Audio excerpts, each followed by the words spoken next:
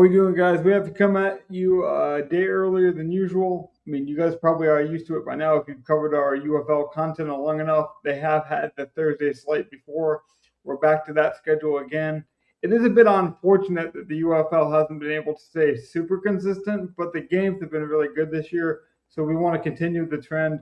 Some of the contests aren't the best, but obviously we're trying to keep ourselves sharp for DFS contests in general, like the NFL. We'll be bringing some best ball content to you guys shortly as well. So it's just a football muscle that we get to flex. So I'll continue to do it. I still like the product a lot. Donnie's obviously wearing the shirt. Went to the stadium, had a good time. The experience is good. I feel like they've done a lot of good things recently. Hopefully these contests, maybe for like the playoffs or like some of the bigger contests, we'll be able to finish strong this year. But I'll bring in the guys now. Donnie, Gov, how are we doing? Doing good. Glad to be back. Donnie, I'm excited that shirt is red, man. I'm excited that there's some color to that one because you had the original gray a couple weeks ago. You must have got that at the stadium? Oh, he's muted or something. I am muted. Yeah. This was a free shirt. It's the first one was that dry fit, which I like dry fit shirts, so that's fine. This is pure cotton. They gave 5,000 away for free. It is a nice shirt. Pretty nice. Good, especially being cotton. Nice. I'm impressed. Yeah, it is a really good shirt. I'm really happy with it. Can't hand out a free shirt. It's an upgrade from a free hat. Yeah, listen, this shirt probably costs the same amount as my ticket did. Maybe more. Which is a sad state of affairs in some ways. But that's the thing is they have. We got three of them. 3. But you were saying last night Jason Tatum was repping the UFL too. So they have put some effort into getting out there and getting noticed. I thought you said, what was it? Jason Tatum had the Battlehawks. Yeah, he always has that Battlehawks shirt in his locker. Yeah. So he's got a little UFL rep going on. So in some ways, this league has done things. They've tried things like the concerts were good. It's just I was hoping that the contest would be a bit bigger, but I'll move on from that. We have seen better quarterback play, and obviously, I think some of the trades worked. DTR going over to your Stallions, since we're on the Stallions, he looked a lot better. They finally looked good. They ended up still losing. That's actually why we were able to cash, because in my personal, I had a rendition of that lineup that we built, but I had DTR in it. Obviously, that hit. Our Dallas lineup would have probably done well, but that Dallas offense, the main core of that stack, just fell apart. Austin finally had a bad day, and it was, of course, the week that we decided to switch it up and go with him. We've been going with Plummer and so much of those other guys. The time we actually trusted the most consistent quarterback of the year was the time he decided not to be consistent. So I guess I can't be surprised. However, we did cash with my personal, and we'll continue to try to cash today. Was there anything that you guys want to make sure we get into the lineup? There is some cheap player that I like this week. His workload is kind of starting to tick a little bit up, and we kind of know some teams are looking for different things at this point of the year. Yeah, the teams that are at the bottom are basically out of the playoffs at this point. And Orlando, granted, they haven't been at the bottom, have a really cheap guy, Elijah Dotson. He's a running back, 4,300. Now he came back. First game was on the 25th against St. Louis. So he's kind of had a decent workload. It was his first game in a month. That was his first game back. He's a speedster, right? Yeah, I'm not exactly sure what his specialty is. He had a touchdown this last week that helped his point, but he's getting 3 targets a game. He played the beginning of the season, that week against Columbus, when Orlando played Columbus. Then he got hurt. He hasn't been really played since. Last week was his first week back, and he had 7 touches. Yeah, I think 4,300 at running back, that's not bad. I believe he's more the utility back, and like you said, because he hasn't got is consistent the workload, that could be a good value to find. I just think his workload ticks should go up, considering he's just getting back from his injury, so he should get back to his 11 touches he was getting before, which he already got 7 last week. Donnie, since you brought up the topic, I think it's a good one right as you take a bite, so I'll give you time to chew. But we mentioned how this is a developmental league, and I think that's a very important point when we look at teams that are out of the playoff contention. These guys are still trying to get to the NFL. So, like, I feel like even if the team is out, like a DTR guy is still going to try to put film on tape to get to the NFL, to get that, preseason tryout. So I do think we have to attack the schedule, like the schedule narrative or the bias, a bit differently than we would like the NFL. Yeah, I think specifically guys like John Ross. Like, John Ross is 32. He's already retired from the NFL once before. Mm-hmm. Is there any motivation to playing him at this point? I don't. Right. That's a guy. I think that's a perfect example. That's a guy like he's probably not going to get the NFL look anyways. So if he was going to get it, the UFL isn't going to be the reason. It's his athleticism that's going to. Right. Yeah. Like, he was on Philly last year. He didn't need the UFL. He just wanted to play football. Yeah. So did we want to just plug in the value since you had the value and see what that does for us, Donnie, at the other positions? Because I feel like in the last couple of weeks, we've been putting in the high price guys first. So putting in a value guy first might actually be an interesting way to try to build. Gov, do you have any ideas? Honestly, it works with kind of what I want to do. Like, I'm looking at the scores and looking at the games, and like, I kind of see the up and down that some like quarterbacks have. Mm-hmm. Now, teams are able to weather that and go 4-0, lose 1, win. So I'm willing to go back to Reed in Dallas and just stack them up. Since we have value, like, we can pay up for a quarterback. And I don't know if they've rectified that this week or not, but basically they didn't have a backup quarterback. They were using Greg Ward as their backup quarterback last week when they did bench Reed. So, like, they were using a wide receiver hybrid. They didn't even have a quarterback, basically, in an emergency situation last week. Now, maybe they rectify that, but, like, that tells you that they don't want to bench Reed. Like, this isn't a 2-quarterback system. They're going to expect him to bounce back, and I don't think pass on a trick play, or am I mistaken? Or no, he did get a couple passes. That's right. No, like, yeah, he ran like I'd say the last like 3 minutes of that the fourth quarter. It was a mercy kind of benching. Like, they wanted to preserve his confidence, but it was still telling that they don't even have any competition in that room. And Reed's looked great, so if we're going to trust the consistency, I think it's a good bet. And if people are going to be scared off of it, I think we can just capitalize it. Because Jordan Ta'amu hasn't even been consistent. I mean, even with that bad performance, you could say Austin's put up a better showing than most quarterbacks in this entire league. I don't mind that at all. Personally, I'm playing DTR myself because I like to stack partner. But I think, the pay up quarterbacks are the way this week. Well, the reason DTR is also a good option because he runs. Like, Austin does show some ability to escape the pocket, but he's not really the scrambler. Like, the nice thing about DTR and that idea, Donnie, would be that you don't have to necessarily have a whole game stack. But I think going against DC, Austin's ownership would be lower anyway. So I like the idea of just jamming it in and forcing the pay up.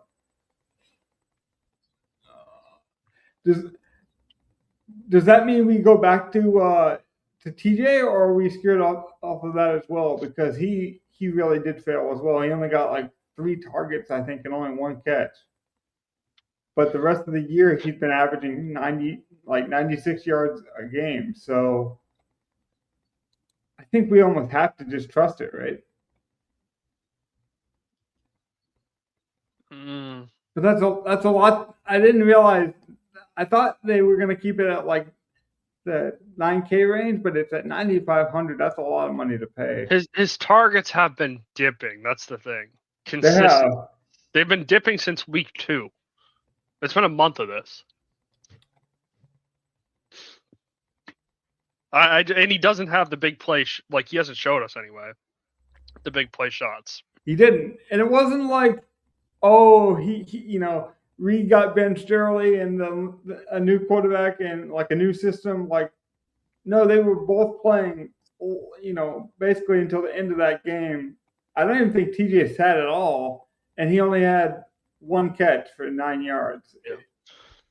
Like his average, he might have been averaging 90 yards a game, but that's because his first 2 weeks he put on 150. Yeah. I mean, since then it is a little skewed to one. Yeah, it is a little skewed there. Honestly, I'd go with Stoops. Like, he had 9 targets last week. Let's just plug him in. There's another value. Now we get the rest of the lineup to do. It's a name that we brought up a couple of weeks ago as well. Yep. So it's something to look at.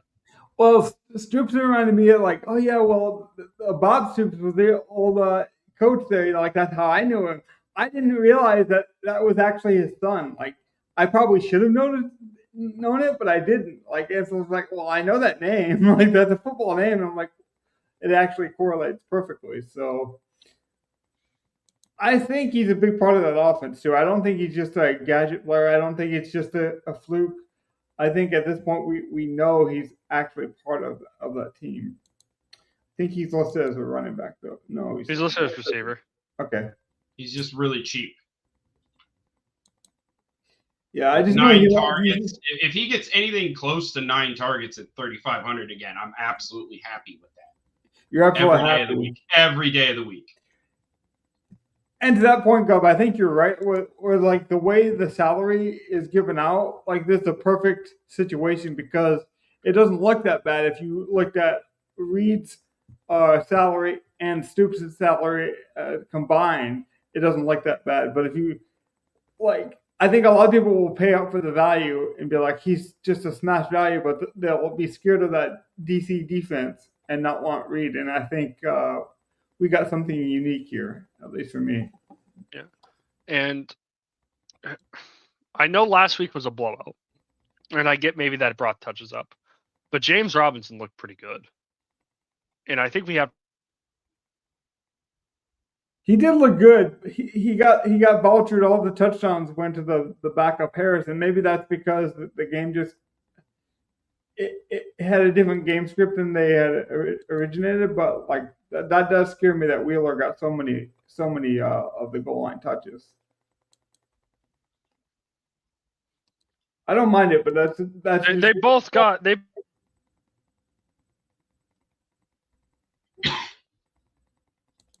I think you were going to talk about their workload. Yeah, they both got similar touches, but it was a blowout. That's the thing. But I think Robinson looked pretty good overall. Like Wheeler got touches, but he didn't. He got 4 touchdowns. I knew he had 3. I didn't know so he got all of them. Yeah, I don't think that will keep up.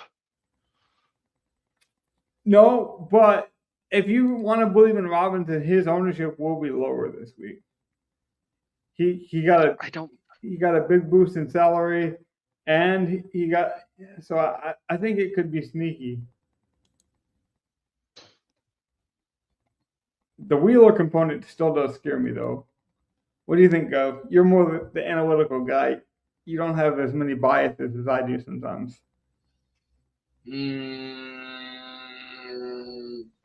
Guy, like we have money, so if I'm looking for a guy to plug in and pay up for, how about Mickens?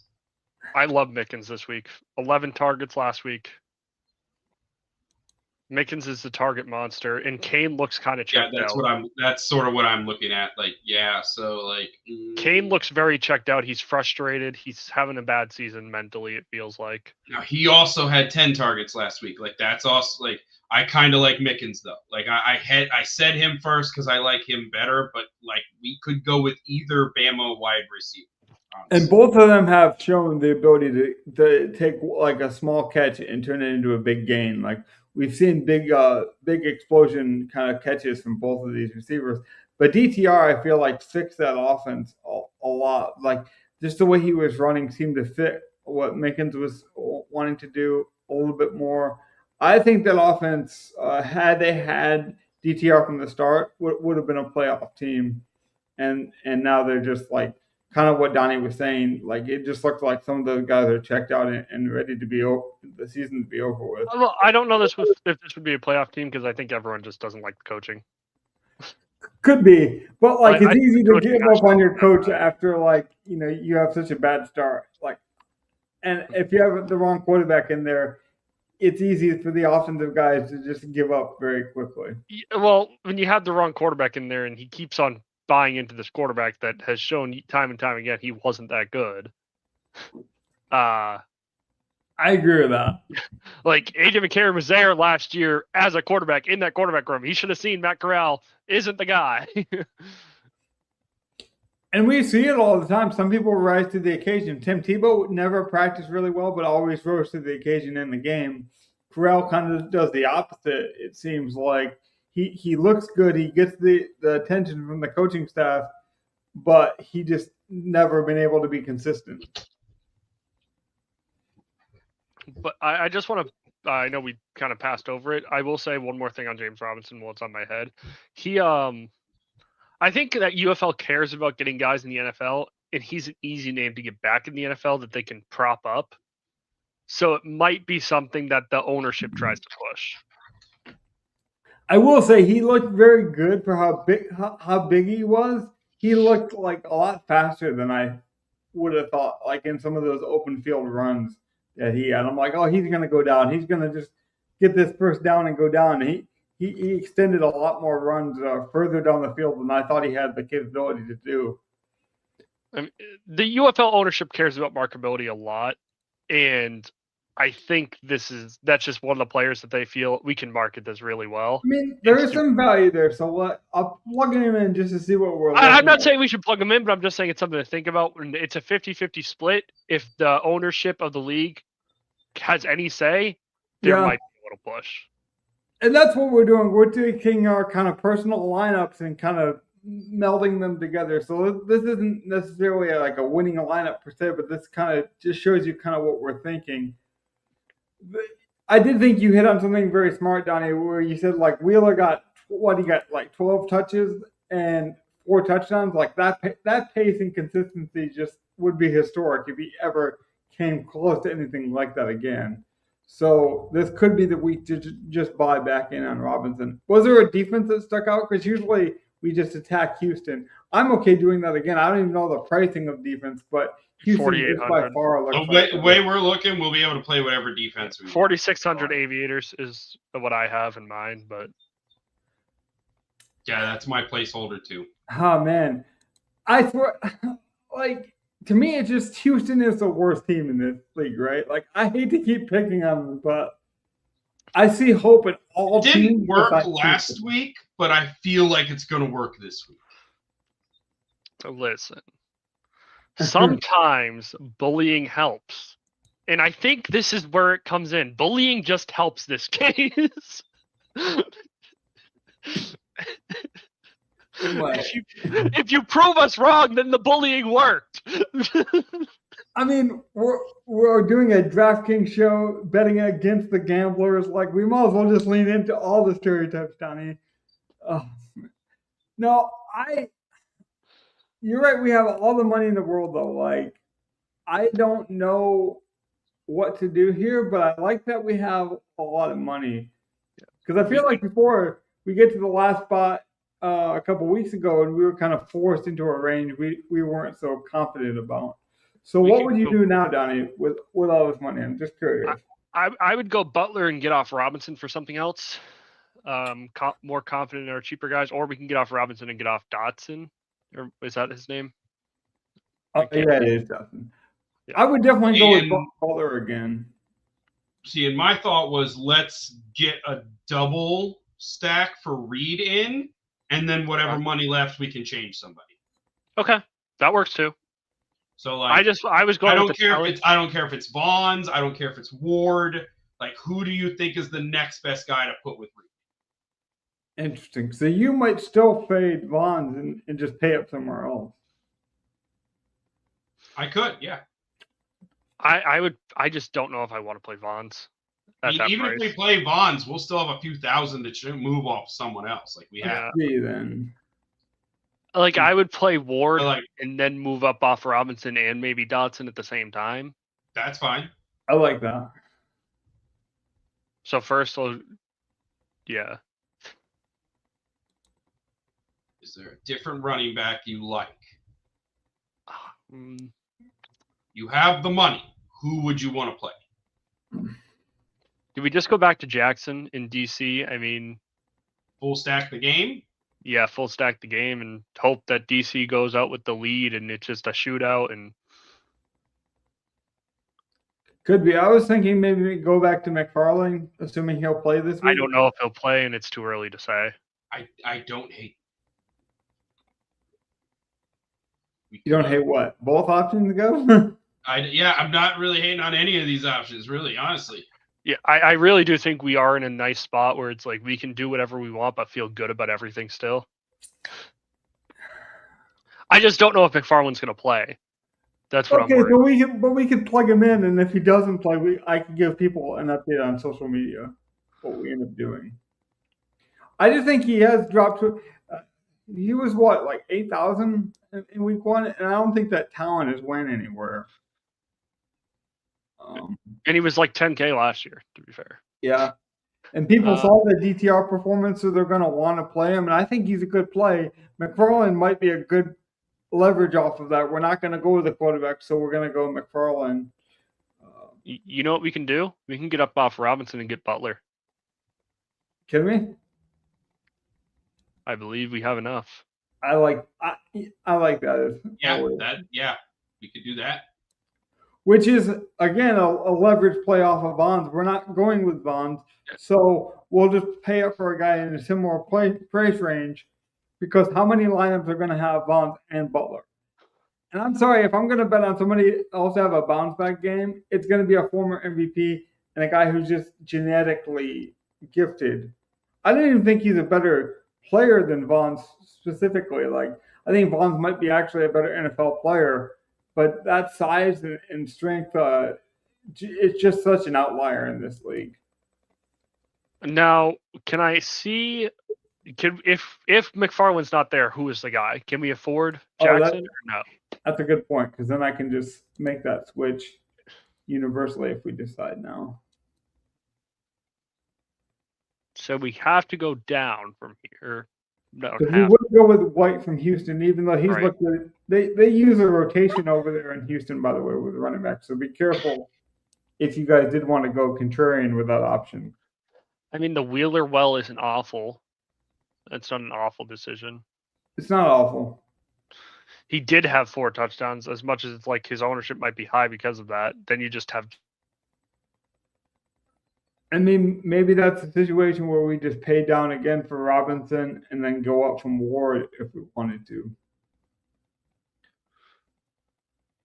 I like this idea, though, paying for both. I don't even hate leaving money on the table. I would almost leave the money on there and just go with Wheeler.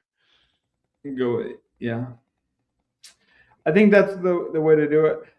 But I really like this idea of paying for a guy that's just underpriced with Stoops, and then paying up for Reed, because I just think we've seen his worst game, and maybe we already saw his best game, but I feel like the consistency of like 15 points is such a good floor in this league for a quarterback, because I don't know, we just see so much bad quarterback play in these lower level leagues. I think Reed has already proven himself to be NFL, like an NFL tryout kind of quarterback. I will say, I forever will have McFarland ingrained in my memory now, because when I was at that Stallions game, there was some lady. She flew in from Texas. She was a San Antonio Brahmas fan. She's only a Stallions fan for McFarland, and she was very loud and very obnoxious. We have been following the sport long enough to know, like, he did make his name with the Brahmas. He was explosive. He's probably actually had a disappointing year, right? Like, based on what I thought. Very disappointing for what I thought he would be. Right. And he's had some, like, moments, like, but he is a home run hitter in all the senses. He's yet to hit a home run. Yeah, That's the issue. Exactly. But no, it's just like now Anthony McFarland, anytime I see that stadium, is going to be ingrained in my memory from that lady. Donnie, could you play McFarland and DTR? Easily. McFarland has hands. Yeah, that's kind of what I'm leaning. It's no different than like playing like a Josh Allen and James Cook kind of guy. Like you just have to hope that there's some receiving work with Cook. And it looked like DTR was looking more underneath than Corral was. It looked like Corral was trying to get the big play or get notice on tape. Where it just seems like DTR is kind of being more safe and he's being like softer with the ball. So I kind of like that. I know Gov's up against the clock out here, and we built such a good lineup here. Obviously subject to change, we might switch out the running back given news. But I wanted to also tell you guys as well, I even built a graphic for it. If you could like and subscribe, I'll stop asking for it as much, but like a lot of people are still watching this show in numbers. I know we don't get a ton of numbers, but the amount of people that watch this show versus subscribe is embarrassing. Like, trust me, I see the analytics. It's embarrassing. So just give us a like, give us a subscribe. It does help out a lot. So I'll take down the screen now, but please do that for us. Anything else you guys want to say? I really like this lineup. Like I like what you said at the beginning, where it's like this is, if nothing else, this is keeping good DFS thoughts in our brain when we're building a lineup, so that we'll be ready for NFL. And I forgot best ball. Yeah, we're about to hit that time of year. Yeah, they gave out that thing already, the contest thing. Yeah, there is, I believe. Yeah, I believe, yes, the DK promo. If you enter one, you get a free one. So I will be having $25 now though for the millie. It is also $3 million to first instead of 1 or 2. Oh, yeah. Actually, first, second, and third all will get over $1 million. It will be 3, 2, and 1. Okay. Yeah, you told me, Donnie, that they changed the price. But they also way up the prizes. Yeah, the prizes went up as well. There will be multiple millionaires. Well, I'll live with it. And actually, I will have 2 entries into that contest because I will pay for one, and I will. Well, and then we'll see what happens during baseball season. I was going to say NBA, and if I have any satellite tickets that I earn. I love the content we put out for it, like the ability to just go through the players and the player pool with you guys is so much fun. And then we've actually been successful. Like with the 3 of us, I think that's probably our most successful kind of meld mind that we've had when it comes to picking players. For whatever reason, that format just seems to be what marries our thoughts together the best. I got 2 big like veteran players that I know everyone's going to be talking about. That there's little sneak peeks on shooting up the draft boards. Tony Pollard, obviously, no running back was drafted, and Mark Andrews got no tight end competition. Collar and Likely are gone. Big news. But hey, that's why we wait for the draft and don't draft before the draft. I'm getting high on the Saints. That'll be my kind of early thought. Yeah, I don't like the early rookie. Now I need to see what these rookies do. Like, I would have never drafted Mark Andrews before the draft. Now I'm like, Fair enough. I like what Kellen Moore might be building with some of those rookies and some of the things they might be doing on offense. That'd be my early take. With that being said, though, we'll get out of here. We'll get you guys on your way. Take care. See you guys later. Peace out, everyone.